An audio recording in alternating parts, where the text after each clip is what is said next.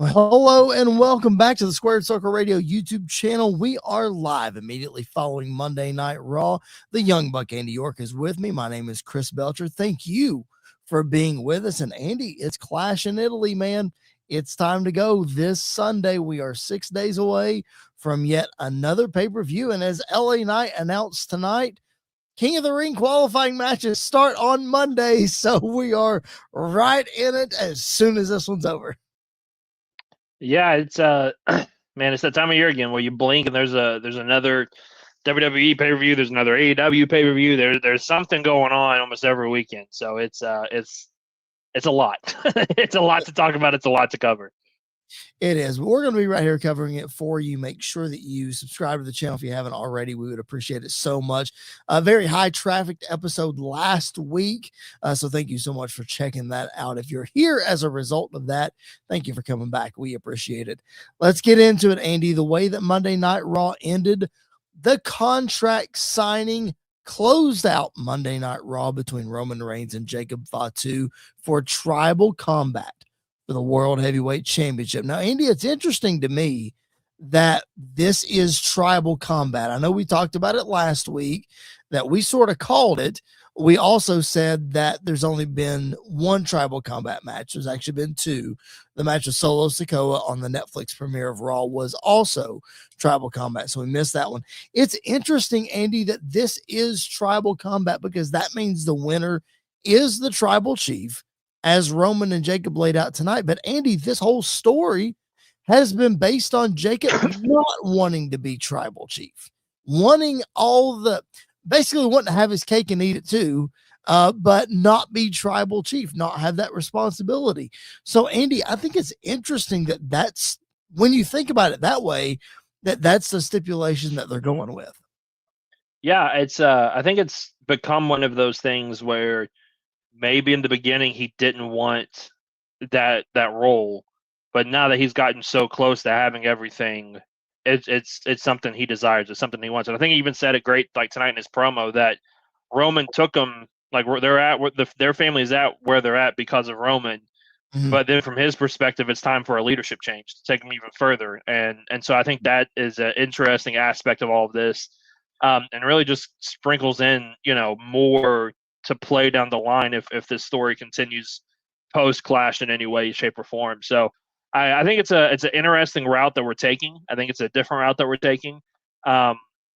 It definitely adds more intrigue and it adds more stakes to this match, which I think is a big must. And I love that, like tonight, they didn't even mention or talk about the tongue and death grip at all. Like it was an afterthought. Yep. And then obviously, though, you could tell like the way he had his fingers taped and everything. Like he's always ready to do it, but his head is somewhere else now. Like he's focused on trying to become tribal chief and trying to win that WWE World Heavyweight Championship. And he alluded to it tonight in his promo. Like we had talked about him not wanting to be tribal chief, but just wanting all the accolades. He alluded to it, saying, "Hey, it's a win-win for me in this match because even if I lose." Basically, he didn't say this, but if he loses, he has to acknowledge Roman and fall in line, and he gets all the benefits and none of the responsibilities.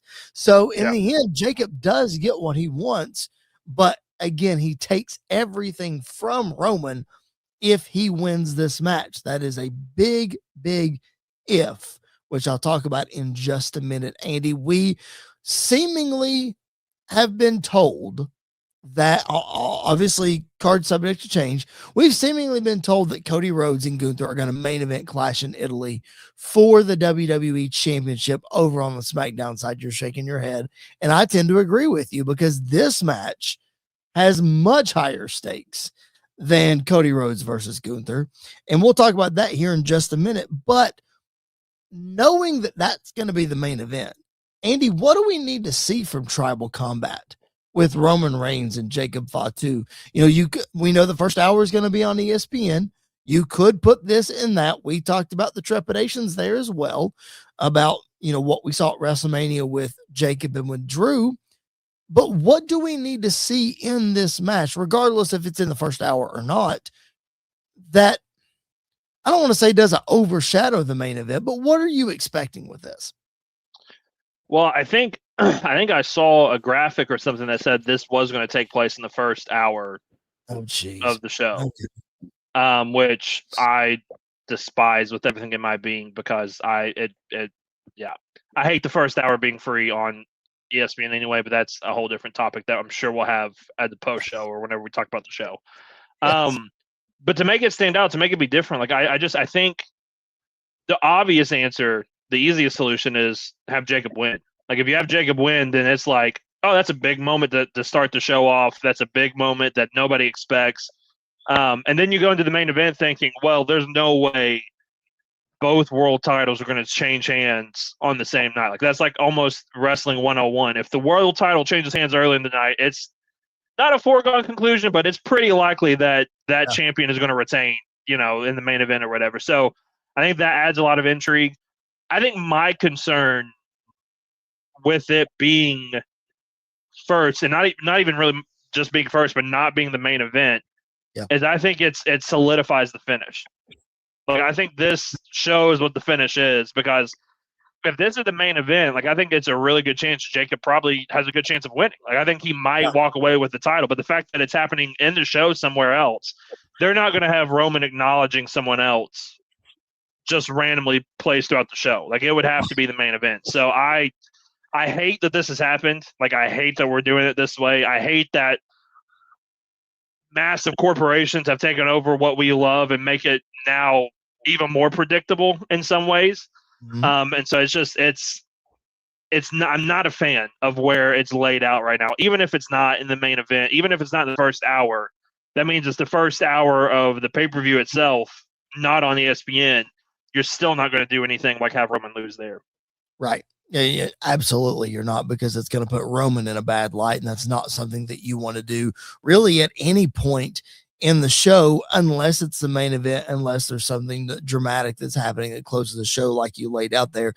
Andy, it's the pickle that I think WWE has put themselves in. And I'm not even touching the TKO argument. I just mean from a storyline perspective of, you have the two faces of the company in Roman Reigns and Cody Rhodes as your world champions. You don't really need them on one show together. Like you can Not a big easily show, no. yeah, you don't need this. So this is the conundrum that you've put yourself in. Yes, you talked about it last week, how they want to make this Clash in Italy show a big show because it's their debut PLE in Italy and this, that, and the other. But you don't need both world champions, Cody on his own and Roman on his own, strong enough to headline the show, to main event the show, to sell tickets to the show. You don't necessarily need both of them. So which one are you going to put in a bad light? And it looks like that they're going to put Roman outside of the main event, which, like you said, lays out what the finish is probably going to be here. Having said that, Jacob losing, which I think we're both assuming that he's going to, WWE could pull a rabbit out of their hat. Jacob could win and flip this whole thing on its head. But let's, for the sake of argument, Jacob's going to lose this match. Jacob's going to be forced to follow Roman, to acknowledge Roman. Who knows exactly what that whole situation is. Mainly what they said tonight was that Ulafala has to be put on Roman by Jacob. Was it done by Solo Sikoa? It was done by The Rock, but we won't touch that either. I forgot about that. Yes, that's who put it on him. My question to you, Andy, is how does losing this match benefit Jacob Fatu? Like, we've now booked him right after WrestleMania, lost to Roman Reigns twice. Again, it's the face of the company. So most people are going to lose to him. But if you are truly pushing Jacob, how is this going to help him? The best answer I have is it doesn't.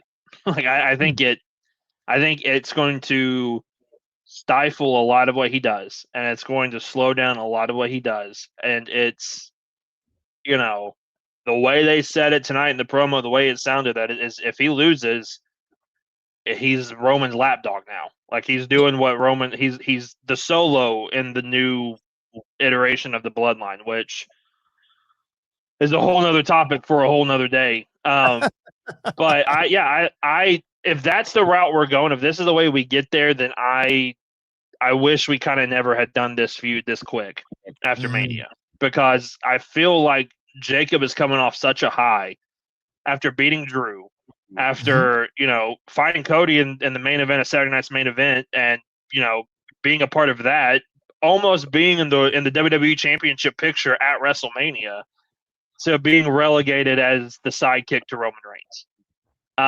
Which again, Roman's the number one guy. Roman's the face of the company. Roman's this, that, and the other. But Jacob being the sidekick does not help Jacob right now. Right. And I feel like there's so much momentum they can catch. If Jacob Fatu was walking into the company right now, then I would say this is a great spot for him to be in. He's been here for 2 years and is easily the biggest member to come out of the MFTs. Like, I don't think anybody else has come close to, even Solo has not come close to what Jacob has acquired from the audience, from backstage, from in-ring. And so for him to just get slapped into this spot, to just eat 2 pins or eat 2 losses to Roman, and then, oh yeah, now you're going to be a sidekick and you're going to, be a part of the bloodline, which is a big deal, blah, blah, blah. It feels like the NWO coming back and just throwing people together, and it's not going to be what it should be. And it's not going to be as good as it once was. And that's what I'm really afraid of, which then again, I think they're not going to make Roman look bad. So who's the other person that they're going to make look bad? It's going to be Jacob. Yeah. Yeah. It just, by default, that's who's going to be on the outside looking in. So I think it'll be interesting. I really don't have an answer to the question that I just asked you, because I really don't know, to tell you the truth. I don't know what losing is going. All I can do is look at history and what losing to Roman Reigns did for Cody Rhodes and what losing to Roman Reigns did for Jey Uso. So and what losing to Roman Reigns, I want to say did for Sami Zayn, but it was a big spot for him and he benefited greatly from it. So you can only hope that that happens for Jacob Fatu. Now, in what way? Because of the stipulations, Andy, I don't know. I don't know exactly what that looks like going forward, because we've seen Jacob as the lapdog to Solo. So all he's going to do is just turn on him, and we're going to be right back to this again. Yeah, but that was when Jacob came in to the company. Right, so that was kind of an understanding. And Cody losing to Roman, for Cody in the long run, helped him a lot. I think we all can see that now and agree with that. WrestleMania 39 still a really stupid decision, in my opinion. I'm gonna hold on to that till I die. But then it's worked out for him in the long run. Has it really worked out in the long run for Sami Zayn though? Like, I think that's a discussion that should be had about it. Is like it worked in the moment, but WWE. That's the thing, is that what I'm worried about is it may work in the moment, but are they going to be able to capitalize on it when the moment happens? Which they have for Jey Uso. They did, but Jay was not able to keep that up. And so that's not really, I don't think that's WWE's fault as much as it was Jay's fault for not holding up his end of the bargain. Right. But like they didn't do it with Sammy. They didn't do it with Solo after everything that's happened with, the bloodline and Roman Reigns and Solo and all this other stuff. Bronson Reed got a big win over Roman and then lost, and then, obviously he's hurt, but became a side member of the Vision. So it works when it works, but you have to be willing to make it work. And I think you have to be willing to take the chance of making Jacob that top guy. I think we're going to be talking about Jacob the same way we talk about Gunther. And they give him a lot of big moments, but they never really just get fully behind him and make him the biggest bad guy in the roster or the scariest guy in the roster. They always have to leave that door open, which in the long run ends up hurting more characters and more people than just doing it the way they've been doing it. All right, very quickly as we wrap up this segment here, we are both in agreement that WWE is going to have Roman Reigns win this match. Like there's just no way that he's going to lose. But would you have Jacob win this match, or would you have Roman win this match? What do you think is the best decision here? I think the best decision, and again, I've been preaching for a while about, we threw adversity at Cody. Let's start throwing some adversity at Roman a little bit more. I think Jacob winning and Roman have to acknowledging Roman, or Roman having to acknowledging Jacob, I think is the better play in the long run. Because one, you're giving Jacob something that Jay doesn't have and that Solo doesn't have. So that automatically puts him higher up in the bloodline order. But then it's something that is always able to come back. I feel like if Roman beats Jacob, that door kind of closes. Whereas if Jacob beats Roman, it's always easy to kick that door back in and start over with it. Yep. I mean, I agree. I don't know that that's the best decision in my opinion, but I agree with you that that would be a great direction to go, is to have Roman face the adversity. I just cannot see a world where Roman Reigns wins the title at WrestleMania and loses it 2 months later, after not having it for 2 years. Again, that would be WWE's point of view. My point of view, actually lining up with them. Call me a shill if you want to. I think Roman Reigns carries this title just for a little while longer.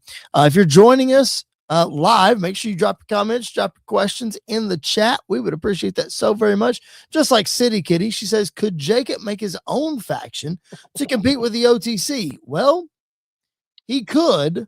Bloodline Wolfpack. A Bloodline Wolfpack. You have Solo and Tama Tonga and Tala Tonga over on SmackDown. You could easily reunite them. That's very easy to do. We've been speculating about the Usos turning on Roman Reigns for a long time. You could easily have the Usos just say, well, I'm too scared to be on the opposite side of Jacob, so I may as well join him. Yeah. An interesting promo with Jimmy Uso and LA Knight tonight to figure out what's going to happen after this pay-per-view, the direction of LA Knight, and didn't really even bring up Jacob Fatu in it. So that could be a wrinkle, Andy. I think he definitely could, but like you said, once Roman wins this, they made the blood oath, like Roman said, like it's over. Like Jacob, now obviously Jacob can go back on his word later and turn on Roman, but once Jacob loses this match, it's done. And even if he turns on Roman, do we really think that they're going to let Jacob get that win over Roman eventually? Right. Like I don't think that is going to happen. I think another guy that's floundering that has a lot of history in this that would be interesting to be the stooge for Jacob Fatu would be Sami Zayn. Like Sami coming over and being not just a mouthpiece, because I think Jacob can cut a fascinating promo by himself, but just like Sami could be the Jey Uso of what the original bloodline was, of just the stooge that kind of goes out, is trying to get whatever he can get to get on to get on Jacob's good side. So I think that's always an option. You could pull over Bronson Reed if you wanted to, even though he's not really Samoan. He's kind of a Samoan. He's Australian. It's kind of flip a coin and you'll figure it out. So I think you could, but then it really is becoming the NWO. Like we really are becoming fractions of a faction and fractions of a faction, and we're like to the point where in 10 years everybody on the roster is going to be a part of a bloodline faction one way or another. I am very impressed that you said fraction of a faction. Thank you. That quickly, twice in a row. I am very impressed. I had to think about it real hard as I was saying it. I know. All right. Again, if you're just now joining us, this is Squared Circle Radio Live. Thank you for being here. Drop those comments and questions. Like the video. Subscribe to the channel. Follow us on whatever podcast platform you're listening on. We would appreciate that so very much. Don't forget our friends over at Sports Wire Radio. All right, Andy, let's talk about what is probably the main event of Clash in Italy, and that is the American Nightmare, Cody Rhodes, defending the WWE Undisputed Championship against Gunther, the career killer, the ring general. And Andy, on Friday night, we saw Gunther choking out Cody Rhodes to end Friday Night SmackDown the way that it should be. But because this is main eventing the show, Andy, I have a hard time believing that they're going to pull the trigger on Gunther winning. Yep. I know it's in Europe, and I know it would make sense. And I've gone back and forth with this statement, but I do believe it's best for both characters if Gunther does win. However, with it being the main event of the show, I just think, because Cody wasn't on Backlash. So I have a hard time believing Cody's not going to win this match. Yeah, I don't have a hard time believing Cody would lose just because he won the title at Mania. Like No, he I had think, the title going into Mania. oh, Yeah, yeah, he did. he That beat, story, he that beat whole Drew thing. like Yeah, he 3 beat weeks Drew. ago. Oh yeah, yeah. But after getting a big Mania win, I think Yeah. is more likely. I don't think just because of that, because it's not his first WWE Championship run. This No, is his third. third now, Third. which Yep. is crazy Third. that we're at 3 Yep. already. So I really think like there's a chance he could lose to Gunther. I think it's not going to happen because I don't think they want to pull the trigger on Gunther and put the title on him, because I don't think they know what to do then. Like, you could run this back. You could run Cody Gunther back. Do you really want Cody to lose twice to Gunther? Do you really want to flip flop the title like that and have Gunther win this pay per view and then lose at SummerSlam or lose whenever? So then, if Cody's not the option for the rematch, who is it? Like, who goes after Gunther for the WWE Championship after that? Because I don't know of anybody right off the top of my head. Oba Femi. Oba Femi. And this is not getting into our next preview. I'm just going to go ahead and spoil it right now. I think Oba Femi goes 2-0 against Brock Lesnar, and it's Oba Femi and Gunther. I called it last week at SummerSlam. I'm for that. I think it's great. Again, though, are we going to flip flop the title that much that quickly? Yes. Is the question. We'll see. I think I can't say what I think yet until we get to the other thing, because I think there's a giveaway of what's not a giveaway, but I think there's a good indication of what's going to happen based off of the way they're marketing the match. But I do think, like, let's take Oba out of the equation, because I think that's a great route to go. But let's say, Oba Brock is again at SummerSlam. Let's just throw that into the atmosphere. Fine. Then who? Like, who's option 2? Because Kevin Owens is hurt and not there. Randy Orton's a bad guy and hurt and not there. Drew McIntyre's a bad guy and is not there. Who else is like a big face on SmackDown to go after the title? I mean, it would have to be Cody in that situation. Like, I think you would have Gunther beat Cody in Italy. I think you would have Cody, and this is why I hesitated on this, because you're going to have Cody in a program with Sami Zayn from Italy until SummerSlam. And Andy, that's terrible. Like, it's just not good. Like, it's Sami complaining, and it's Sami being a nuisance, basically. Yeah. And you can just tell by the way that Cody treats him and talks to him on SmackDown that it's like it doesn't mean anything. Like, it's so dismissive. And I don't think that's like bad creative. I just don't think people are buying this version of Sami Zayn at all right now. And I will say, I think it is creative because they haven't done anything to make us care. Like, they've done nothing to make us care about Sami since the Bloodline. Like, since the Bloodline ended and since he won the tag titles, and then he won the IC title, which everybody and their mother wanted it to be Chad Gable, and it wasn't. So it was Sami Zayn. So that was like the beginning of the end for Sami. But then they just kept piling on more, and then he beats Carmelo Hayes 2 weeks before Mania, and then that was just the end of it all. And so they haven't really done anything to make us care about this version of Sami. Like, I'm a huge Sami guy. I love Sami Zayn, but I don't care about this guy, like this version right now. I don't want to see this version of Sami on my TV. So I don't know. And really, like, if Cody beats Gunther, does that mean we're going to run with Sami versus Cody for the title? I don't think people want to see that either. Yeah, I mean, I think it's Night of Champions in July, right? Yeah. Where King and Queen of the Ring is. I mean, that's in Saudi Arabia. So, I mean, I'm looking at the SmackDown roster, and like Damian Priest, but he's a tag champ right now. Yeah. So, like, he's not going to go after Gunther.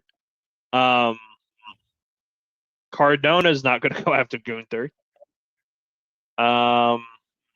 I would say Mello, but Trick just beat him on SmackDown last week. So you don't really want to do Are we that. really going to push Royce Keys that quick? I know they already had a match, but like, are we going to push Royce Keys that quick? Are we going to push, you know, it shouldn't be this hard to find the challenger is is what I'm saying. And you would be hard pressed outside of Cody to do it. But again, like if Cody wins and Sammy's not an option, who goes after Cody? I think it's Randy. I think Randy comes back. If he's healthy, yeah. I think Randy comes back. I think Randy may cost Cody in Italy. And then you run Randy Cody. I just can't imagine Randy Cody rematch not for the championship, because take the McAfee stuff out of it. Yeah. That's what Randy was after, was the championship. So I don't know. Maybe it's Randy saying, well, if I can't have the championship, you can't have it either. Yeah. Kind of thing. I will say this. If Gunther wins, if we want to talk about stealing the show, maybe the story's not that great. Maybe a lot of people won't care about it, but when the bell rings, it'll be the best show on SummerSlam. Gunther versus Ilya. Make Gunther versus Ilya Dragunov for the world title or for the WWE Championship, and it's, ain't no way Ilya's going to win it, but it'd be a great match. A random one, again, if he hadn't lost on SmackDown, who came back, Shinsuke Nakamura is a random one. That would make sense. But even if you look at the Raw roster, like Punk is an option. Punk could jump ship, go to SmackDown. Yeah, I was going to say, I think it's going to have to be somebody that whoever wins the King of the Ring tournament is going to have to jump ship and go after Gunther. I mean, if they push like Finn Balor the right way, then Finn could. That would be really good, actually. Yeah. Finn could reasonably go after Gunther for the title. But like even then, LA Knight, but he seems to be doing something with the Usos afterwards. So it's just Roman, we're at the top. Like we're at the top. We've got some guys, but we have nobody to chase them, it feels like, because you can't put all these over the top massive stars against each other each and every pay-per-view, because then you start to hurt their status at the same time.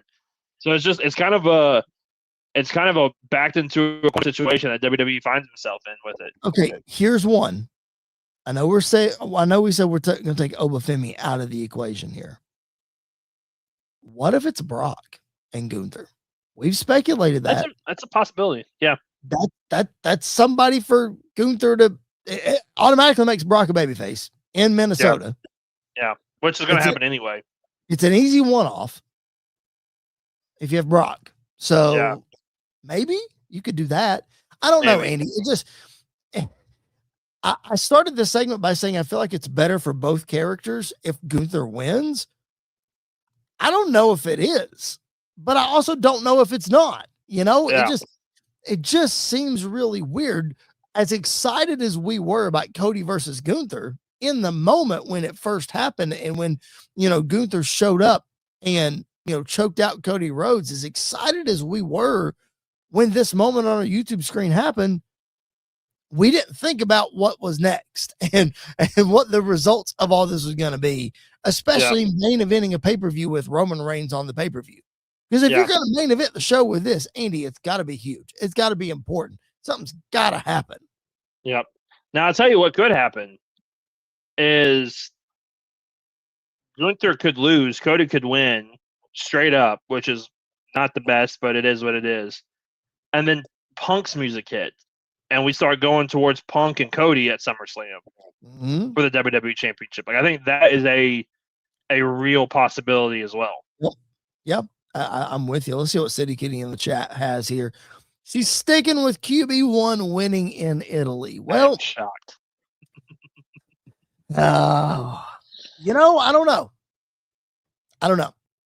I honestly, I'm going to be okay with either result, because I really think if Cody wins, I hate that it'll be a one-off with Gunther, but if Cody wins, they're going to leave us with something. I don't feel like he'll win clean and the show goes off the air. I don't feel that way. Yeah, I don't feel that way either, but I've been burned so many times by not feeling that way, and then that's exactly how the show has ended. Look at WrestlePalooza. I mean, come on. Look at WrestleMania 41. Yeah. We were all sitting there waiting. Oh, something's got to happen. There's no way this is ending this way. Something's got to happen. Nothing. I don't know. We'll have to see. Okay. We brought up both of these guys in that last discussion. And let's talk about the highly anticipated rematch. Brock Lesnar coming out of retirement, seemingly, to take on Oba Femi. Clash in Italy. Oba Femi said tonight, the first time he was out to beat Brock Lesnar, this time he is out to kill him.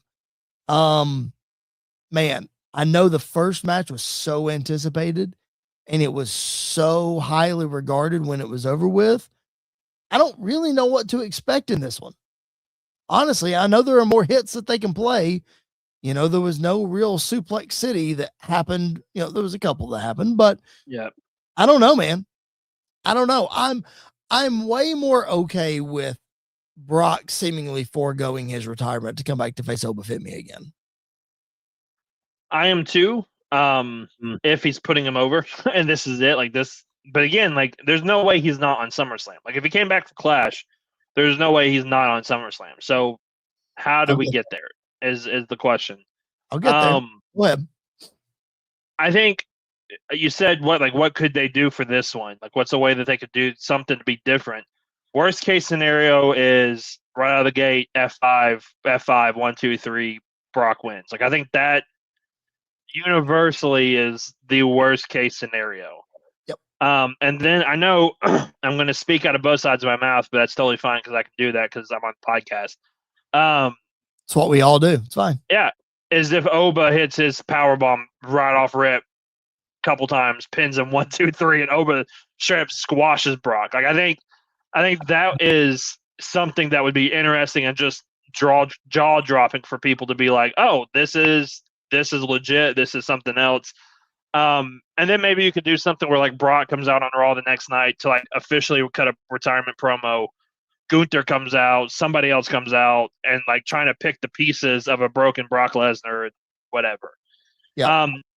But other than that, like I don't think they're going to go longer than they did at Mania. I think it's just going to be big move after big move. I think this will be because it really wasn't at Mania. I think this will be the finisher spam match that we thought it was going to be at Mania of multiple F5s, kickouts, multiple power bombs, kick out like that. I think it's just going to be a lot of that, and then whoever wins just comes out the last second and wins. Right. Well, I mean, this is going to open the show, I think, is what I heard on ESPN. So if you're putting Roman and Jacob in the first hour of the show on ESPN, it makes sense to put this first because it's only going to be 5 or 6 minutes. Yeah. And you're not going to have the retirement angle at the end to eat up any time. I don't know.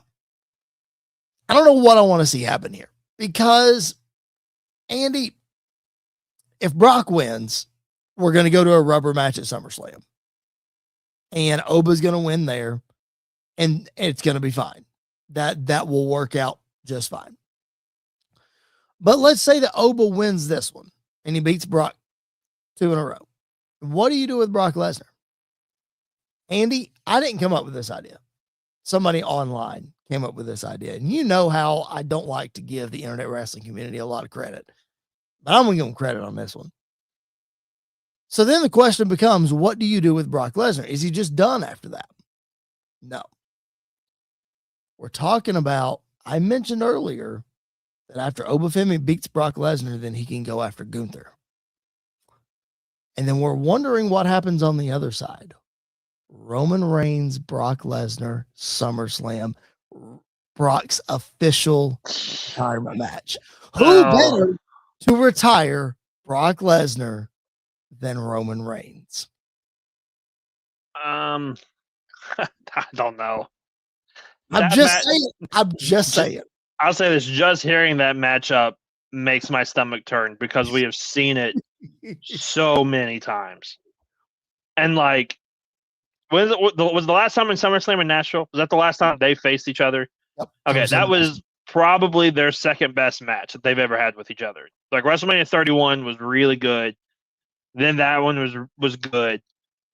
And then all the other ones have happened. And they're I wouldn't even say they're all right. Like they're not the best. 38. We were in the building for WrestleMania 38. You were in the building for WrestleMania 34, which is The worst. The worst. We decided the worst WrestleMania main event of all time. So just hearing the idea of it, I'm with you. Like the idea of it is great.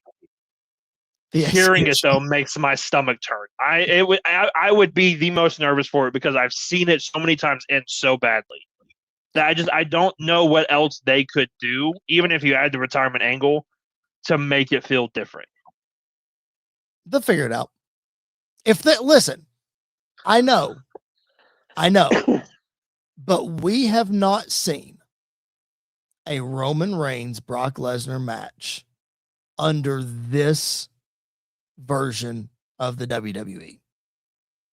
I know we saw it at SummerSlam, but if you believe what you read on the internet, Vince McMahon was still involved, blah, blah, blah, blah, blah. I think he came back later. I think that was Triple H's first like pay-per-view by itself, and then Vince got back involved. It technically was, but who really knows? If I'm being honest, who really knows? His name was still on the ownership deal at that point. So anything is possible. All I'm saying is I think enough time has passed and you put that retirement angle on this match. I feel like something good can come of it. I'm not saying great. I'm not saying awesome. I'm not even saying it'll be their best match that they've ever had. But with the stakes being what they are, I think it could be a good idea. I'm not sold on it either. I think it could be a good idea, though. Who better if it's not Oba Femi? Who better to retire Brock Lesnar than Roman Reigns? I would still say Gunther is a better option than Roman. Okay. But outside of that, like not Cody, not Seth. I don't even know anybody else really on the roster that's had things with, because he's always faced Roman. Like that was the thing, he always faced Roman. Which is exactly why Roman should retire him. Oh no, I don't know. That's why I like giving it to Oba. Like give it to a young, unless we're doing Braun Breaker. Like I think Braun Breaker would be another one. Okay. That would be better than Roman. From a who needs it more aspect. Yep, makes sense. But I don't know. All right. We didn't make an official prediction on the last match because who really knows exactly what's going to happen. Let's make an official prediction here. Does Oba Femi go 2-0 against Brock Lesnar? Does Brock get his win back and we go to SummerSlam? What do you think? I would be 1,000% saying Oba wins if it wasn't for one detail. Okay. The fact that they're saying Oba versus Brock 2. Like, I think them adding 2 behind it makes it seem like there's another one coming. There's third one coming. If you have 2, you got to have 3. Yep. I hate that I'm saying this. I hope I'm wrong. I'm afraid Brock is probably going to win and get his win back. Okay. Maybe he cheats to do it. Maybe he underhand tactics to do it. I don't know. But if you're going to have Brock win, you got to make Oba look the best he's ever looked coming out of it. Like that has to be the top priority. Yep. I agree with that. And I agree with that prediction. As much as the internet wrestling community sold me on a Brock Lesnar versus Roman Reigns match one final time, I got way more excited about that than I should. Yes, I did. I do think that Brock Lesnar wins and we get a part 3 at SummerSlam, a proper retirement, headlining probably night number 1, Brock Lesnar versus Oba Femi for a third time. All right, let's talk about a match that I did not expect to see on the Clash in Italy card, a match that we were supposed to get Saturday night's main event. It went about 2 minutes, saw a DQ finish, and now the Intercontinental Championship is on the line in the women's division. Becky Lynch defending against Sol Ruca. A great spot for Sol Ruca to be in here, Andy, but I have to tell you, the last 2 times that we have seen her in the ring, she's been a little shaky with that soul snatcher. I'm not saying that she's losing a step. I'm not saying the moment's getting too big for her. There's just a little bit of doubt that's starting to creep up about Sol Ruca. Yeah, I'm wondering if, because again, like I don't know anything about production. I would be shocked if it was. Like I don't know if the ropes are just different on the main roster or if they do something different, because I have watched her hit that move almost 1,000 times and it I know. not like it's picture perfect every time. I The know. first one I kind of get, like I saw kind of what happened, that her foot just kind of slipped. Yep. Not that like she didn't hit it right or whatever. It's just, again, it's the top rope. Like we've seen the best of the best try to go to the top rope and slip and fall and everything else. Like it's just, it is what it is. Right. Maybe she's been kind of not doing it perfect for a reason, to when she actually hits it like legit for the first time, then it looks great and people freak out for it. It's like the coolest, it's the most complicated finisher to hit, but it's also like the coolest finisher when she hits it. Like it's perfect every single time. So I think she'll be fine. I think it's just, you got to get used to it. You got to help. And I think it's one of those, like maybe the people on the main roster, like the women on the main roster, have to get used to figuring out how to help with that or take it or, be there or whatever. Sure. Yeah. And I can understand her not hitting it on the referee on Saturday nights. Like I get that, but it just looked like she just wasn't there with it. I again, not placing the blame on her. I'm just making observations over the last 2 times that we've seen Sol Ruca in the ring and what that has been. So I don't claim to be a professional wrestler or to know what I'm doing, but this is what I'm seeing on my television screen. So I'm bringing it up. What are you expecting to see here? Becky Lynch and Sol Ruca, and coming out of, what happened at Saturday night's main event and into this. Yeah, I think this is a great spot for her. I think this is a great way to bring her in and introduce her. I think Becky is a great first opponent. I think my only gripe or concern or nitpick about this feud is the fact that they're already making her kind of feel like a loser by bringing up how many times she's lost. Like she's 0-2 on the main roster, or 1-2 now, whatever. Like all of that. I don't like when they do that to new people coming in, because it's automatically pigeonholing them into a certain area, a certain spot. But I think this is a great opportunity for her. And I think she will impress a lot of people, because I think it's going to be the first time.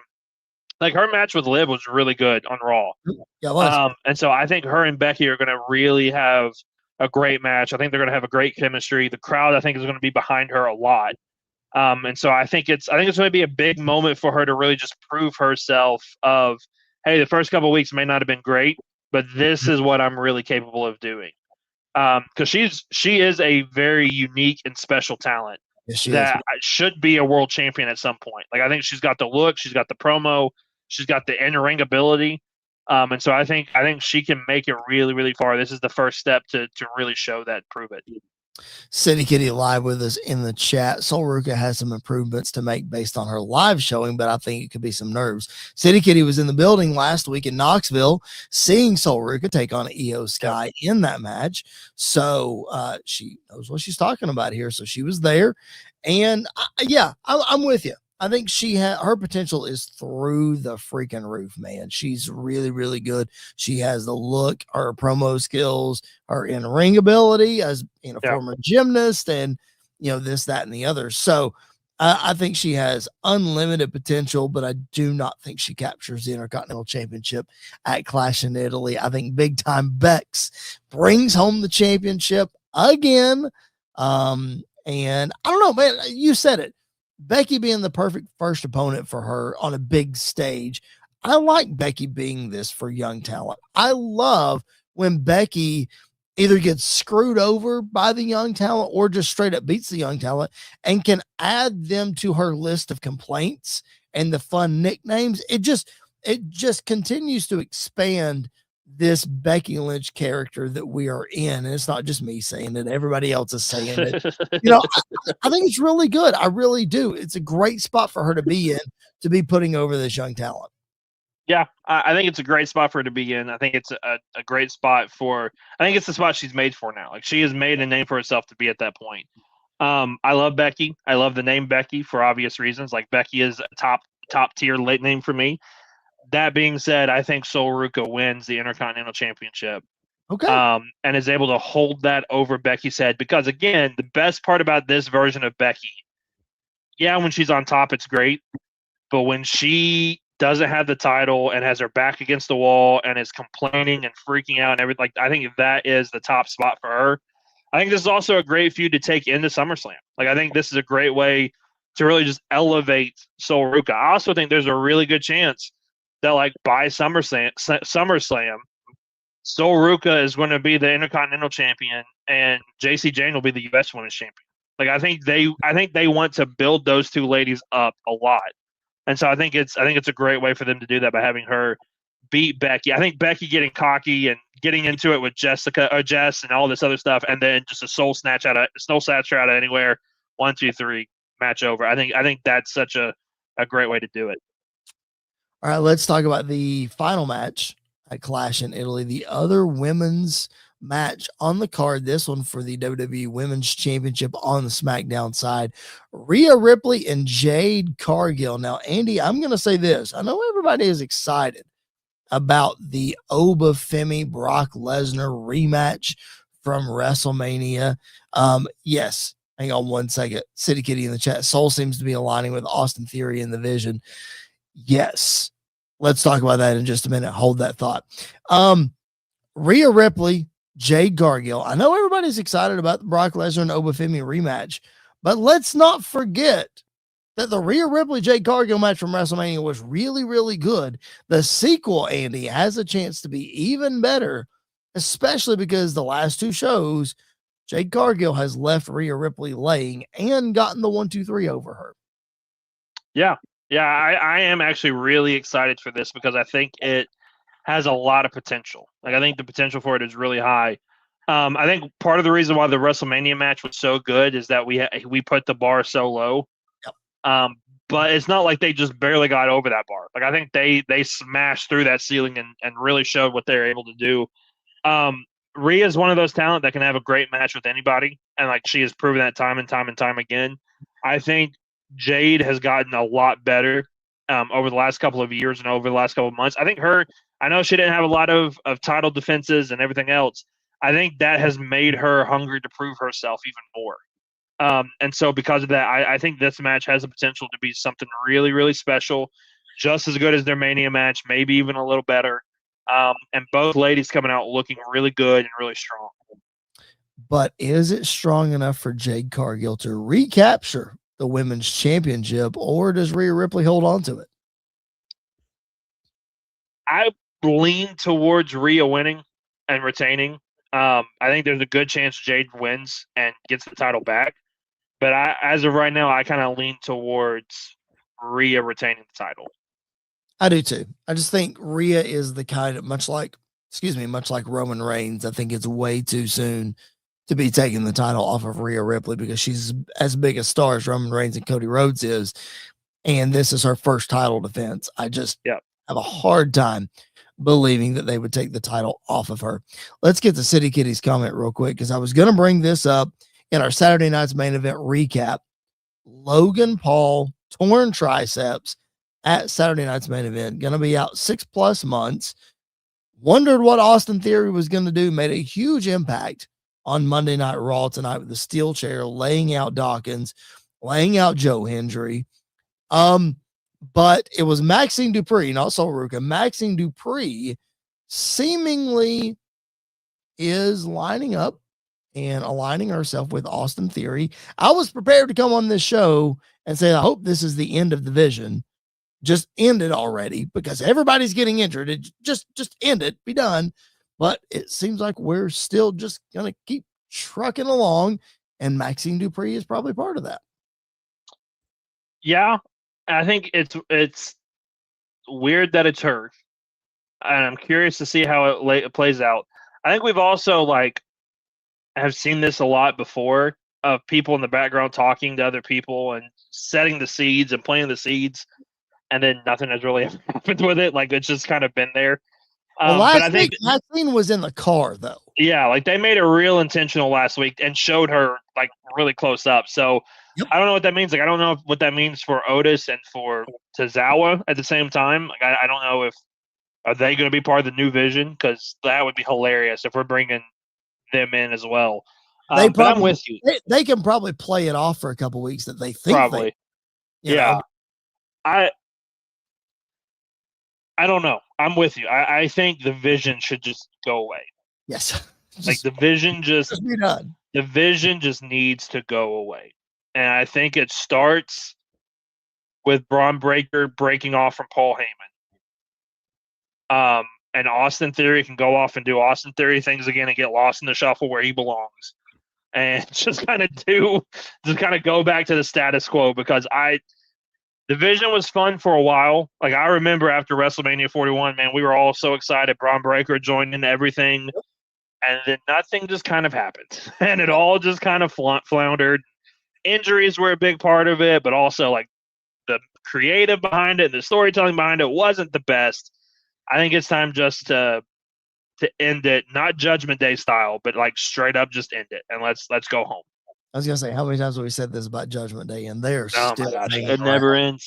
It never ends. I promise you, I will be 80 years old watching Monday Night Raw, and the Judgment Day will still be coming out. JD McDonough leading the pack. No, I think it could be interesting because Paul Heyman said tonight that Braun Breaker will be Austin Theory's tag team partner defending the championships. I think an interesting way to start this breakup is you just have Braun Breaker spear Austin Theory out of his boots and have them lose the tag titles that way, and that starts the dissension between the two. All right.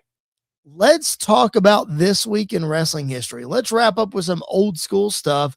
And last week was upsets. We talked about Kevin Owens, and we talked about the 1-2-3 Kid. This week, we're going to talk about the death of kayfabe. And I'm not talking about WWE Unreal. No. This happened long before WWE Unreal. Andy, May 25th, 2002, a show debuted for WWE called Confidential. It was hosted by Mean Gene Okerlund, only ran for like 2 seasons. It was on the WWE Network. I'm not sure where you would find it now. It's probably on the YouTube channel. But if you've never watched this show, go back and check it out, because it is the real first peek behind the curtain. It truly is confidential. On the very first episode, Andy, before he returned to the WWE as a part of the NWO, Shawn Michaels spoke for the first time about the Montreal Screwjob and explained his side of the story and revealed for the first time, Andy, that he was in on the Screwjob. Admitted it publicly on this show. Now, I'm not saying this is not a debate of if the Screwjob was a work or not. That's a whole other episode, a whole other topic. But Andy, on this day in 2002, Shawn put a whole new layer on the Screwjob, which nobody knew was a mastermind of anybody but Vince McMahon. Shawn and Triple H were just as in on it. Yeah, and I think that's something in wrestling that's just not talked about enough, is the Montreal Screwjob. Like it's not talked about. You can't find tens of thousands of videos on YouTube breaking down the insides of it, and Kevin Nash saying, "Oh, it was a work the entire time," and all you can't find enough of that.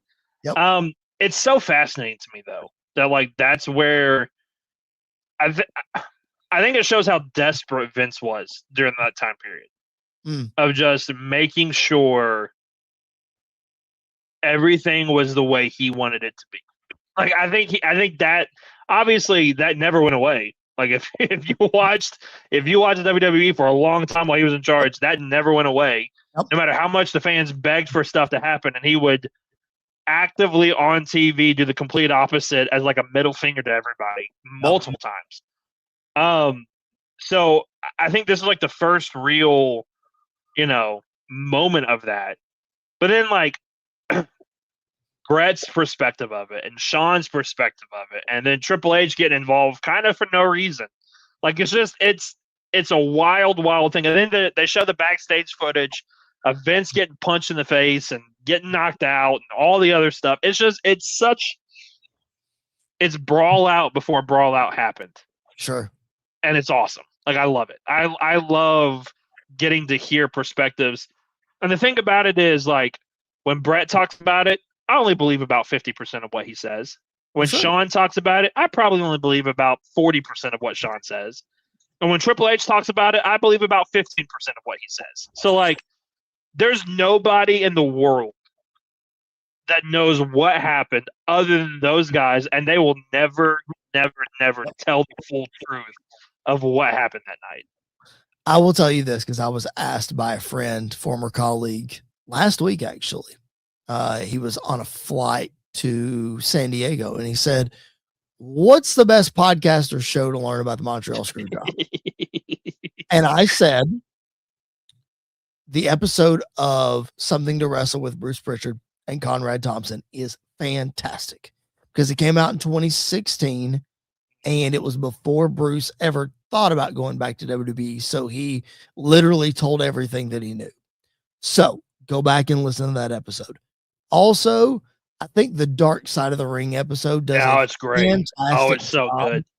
Of peeling back the curtain of the Montreal Screwjob. So those two resources, those are my two go-tos when talking about the Montreal Screwjob. It'll really make you think about your opinions on the Montreal Screwjob. Let me just tell you that. Oh yeah. The other this day in history, I'm not done. Because kayfabe was pulled back even further on May 26, 1987, when an arrest was made for drinking and driving and possession of extracurriculars. Jim Duggan, Hacksaw Jim Duggan, and the Iron Sheik were pulled over in New Jersey for all of those things. And Andy, why this completely kills kayfabe in 1987 is because they were feuding with each other in the car. Both were suspended, fired, whatever they were at that point, but they were in a feud together. And you knew back in those days, they didn't even share dressing rooms. Yeah. Yet they shared a car and they got pulled over, and boom, it spread like wildfire across the news. I mean, it's like, how long did Taker, when he would go out in public, would be in all black? Yep. Like the face, like the eye face paint or the eye paint and everything when he would leave. Like, their dedication to kayfabe is admirable and kind of idiotic at the same time. But then, like, you look at this and it blows everything out of the water. Like that, the fact that these two guys, and like not even just like they're, not even the fact that they were feuding, but it was like this is the prime time of America versus everyone else feud. Yeah. And like the most American dude on the roster, Hacksaw Jim Duggan, and the most anti-American dude on the roster, Iron Sheik, arrested together at the same time for the same thing. It's just completely kills everything. Like it torches everything we do. Yep. So all of you people who complain, wrestlers included, about how Unreal does too much to pull back the curtain and kill kayfabe, it's been done since 1987 at least. I know. Yeah. I know. It's different though. I know. I get it. I would say Confidential and Unreal are more like than this and Unreal. For sure. Yeah, I completely agree. Yeah. So it's been done. It's been done. It is what it is. This was not an Unreal debate. This was not a spark for that. Unreal doesn't even bother me. Like no. I go in watching it going, I'm going to believe about 40% of what I see. Like, I'm not going to believe a lot of what I see because they are showing me what they want me to see. If this was like an independent company that came in and did their own thing, then I would be like, okay, I believe this a little bit more. But WWE producing their own Unreal, it's not fully Unreal, I would say. It's because reality TV is not fully reality. No. Oh, no. Yeah. No. You just have to understand what you're watching. Yeah. All right. And I understand that all of you are watching Squared Circle Radio, and we appreciate that so very much. Hit that like button. Hit the subscribe button. Like I said, last week's episode was our most highly trafficked episode since WrestleMania. So thank you so much for making that happen. If you are here as a result of that, we appreciate you so much. Share the video, get it out to your friends, let them know about this podcast, this show, and we would appreciate them joining us as well. All right. Keep it locked into social media at Squared Circle _radio so we can update you on maybe a Clash and Italy post show. We'll see. Andy and I will talk about it as soon as we get off this live stream. So that being said, for Mr. Andy York, my name is Chris Belcher. Thank you for hanging out with us on another edition of Squared Circle Radio Live. We will catch you guys down the road.